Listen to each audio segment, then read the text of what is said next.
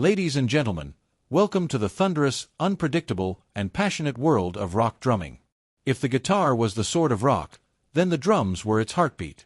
And no heartbeat was louder, prouder, and more controversial than that of Carmine Appice. Born in Brooklyn, raised in the golden age of rhythm, Carmine was no ordinary drummer. He wasn't content to just keep time, he wanted to change time. Through his pioneering work with Vanilla Fudge, Cactus, and countless collaborations, Carmine helped to invent what we now recognize as heavy rock drumming. His grooves were massive, his fills explosive, his confidence unshakable. But greatness often comes with a price. Carmine's bold personality, fierce pride, and uncompromising standards earned him not only admiration but also rivals.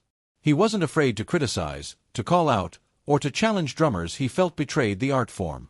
For Carmine, drumming wasn't just noise, it was a craft, a sacred duty. And anyone who cheapened it, simplified it, or commercialized it too far was, in his eyes, guilty of betrayal.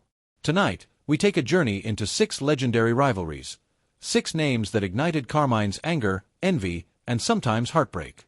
This isn't just gossip. This is a story about tradition versus innovation, raw emotion versus technical perfection, and the eternal battle for recognition. So tighten your snare, adjust your cymbals, and let's count down the 6 drummers Carmine Appice clashed with the most. 6. Tommy Lee was known as the wild child of metal drumming. Flying drum kits, spinning risers, upside-down solos, he was part rock star, part circus performer. Audiences adored him. But to Carmine Appice, this was nothing short of an insult. Carmine believed drummers should serve the song first, anchoring the music with groove, discipline, and technical power.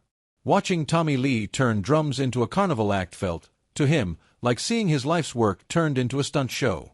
Carmine was never subtle about his opinions. In clinics, he reportedly referred to Tommy as a stuntman who happens to own a drum kit. For him, Lee represented a dangerous trend, young drummers copying tricks instead of learning timing, rudiments, and feel. Carmine had spent decades teaching discipline, proper grip, stick control, dynamics, and suddenly here was a kid being worshipped for spinning in the air. But here's the irony.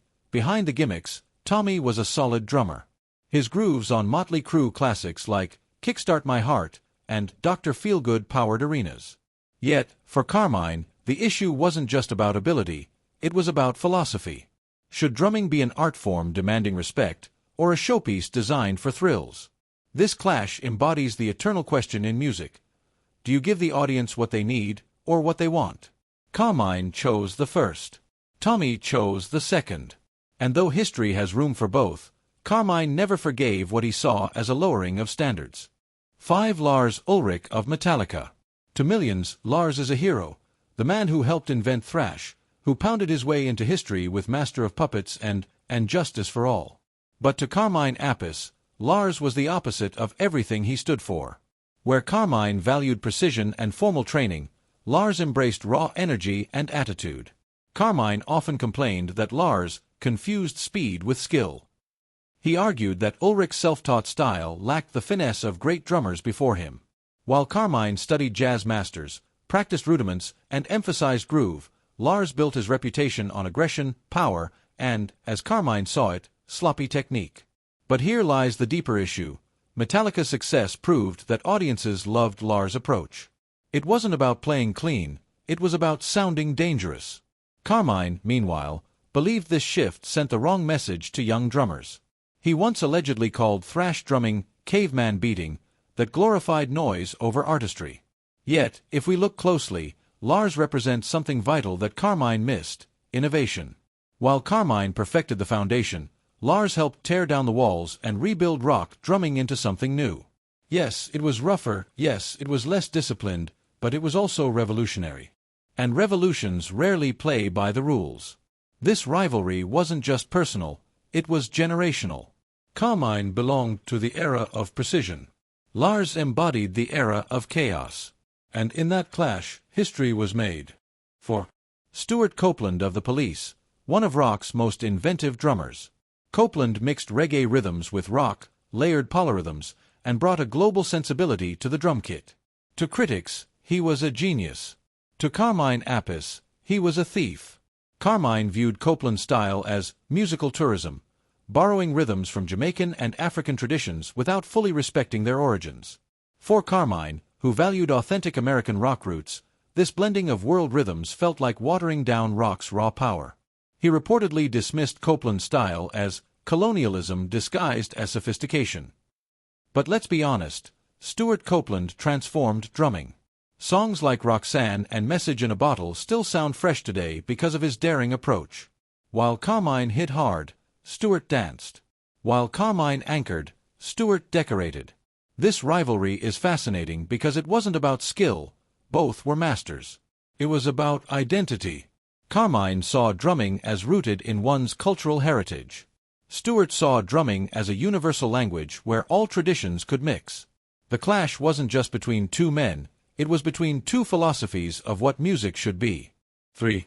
Phil Collins, drummer and frontman of Genesis. Phil began as a progressive rock drummer, admired for his technique and creativity.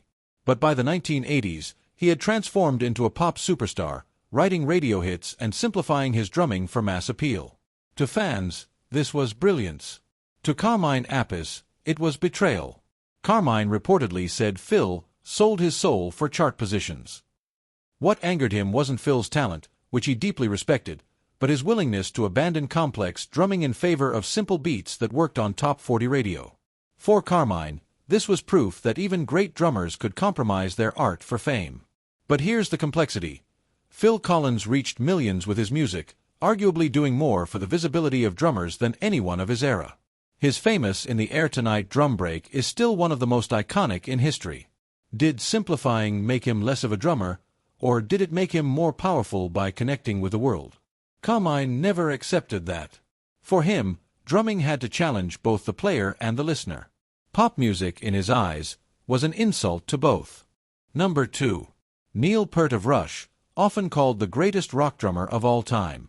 To many, Peart was a god, precise, intellectual, and endlessly creative. To Carmine Appice, however, Peart represented the danger of turning drumming into homework. Carmine respected Peart's skill, but he felt that Rush's music was percussion dissertations, impressive on paper, but cold in the heart. Carmine believed drums should make people move, not just think. Neil's perfectionism, his obsession with odd-time signatures and technical mastery, struck Carmine as sterile. This rivalry was perhaps Carmine's deepest wound. While he influenced the birth of heavy drumming, it was Neil who received endless awards, magazine covers, and the title of the best. Carmine reportedly felt overshadowed, watching Peart's star rise higher and higher while his own pioneering role was forgotten. But the truth is, Neil Peart and Carmine Appice were two sides of the same coin. One valued soul, the other science. One moved bodies, the other moved minds. And in that tension lies the beauty of rock drumming itself. Number 1. John Bonham of Led Zeppelin. For Carmine, this wasn't just competition, it was heartbreak. Because in many ways, Bonham's legendary style was built on innovations Carmine had already pioneered. The heavy grooves, the thunderous fills, the massive sound, Carmine had been there first with Vanilla Fudge. But history doesn't always reward the pioneer. It rewards the one who arrives at the right time with the right band. Led Zeppelin exploded, and Bonham became immortal. Carmine remained respected but never reached that level of worship. He once confessed privately, "Bonham perfected my innovations and got all the credit." That bitterness never left him.